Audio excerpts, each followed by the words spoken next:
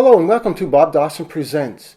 This podcast is intended to inform, promote discussion, and hopefully bring about change. My name is Bob Dawson. I'm your host, coming to you from Ottawa, Ontario, the nation's capital. Amongst other things, I'm a former hockey player, a sports writer, a diversity management consultant, a black hockey historian. For more information, visit my website, thebobdawsonway.weebly.com. This podcast program is on the current controversial topic of racism in hockey, a cause for concern and action, and consists of 3 episodes. In this, the first episode, I'll speak to the nature of the racism in hockey. Contrary to popular belief, racism is a fact of life in Canada. It's prevalent in all aspects of Canadian society.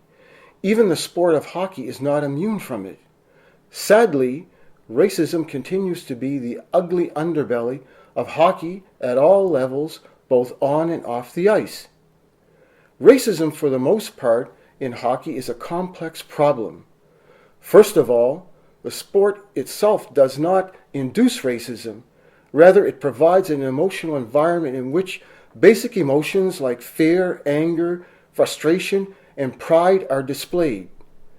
These emotions, which are powerful, dynamic, situational, and often spontaneous, can and do bring out the worst in people. Ken Dryden, former president of Toronto Maple Leafs and Hockey Hall of Famer, in speaking on the issue of racial taunts in hockey in 1999 Sports Illustrated article, Soul on Ice, stated that when you're mad at somebody, you pick out the most obvious thing about him and abuse him with it. In our worst moments, in the moments we can't finesse, things come out of us that we were not terribly proud of. The problem isn't that people don't know the words are hurtful. The problem is they know the words are. Where attitudes of prejudice exist, they are readily focused on minority group members who are visibly distinguishable on the basis of race, color, or ethnicity. Members of these groups, like blacks, Aboriginal peoples, and persons of Middle Eastern descent, are easy targets for acts of racism. Secondly, the fact is that people that participate in the playing, organization, operations, and administration of hockey bring racism and prejudice, which is learned with them, into the sport. This occurs through erroneous assumptions, prejudicial attitudes, and beliefs about other people. In addition, it happens as a consequence of actions and behaviors towards those who are different because of their race, color, national, or ethnic origin.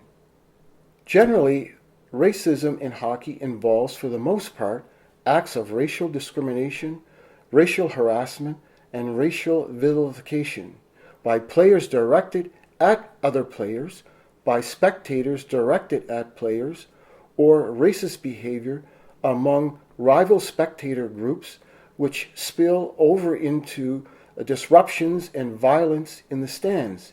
It also includes the offensive action of league officials, coaches, game officials, hockey analysts, and commentators. In closing, my next podcast will be on why the concern about racism in hockey. Until then, remember, racism is man's gravest threat to man, the maximum of hatred for a minimum of reason. Abraham Joshua Herschel.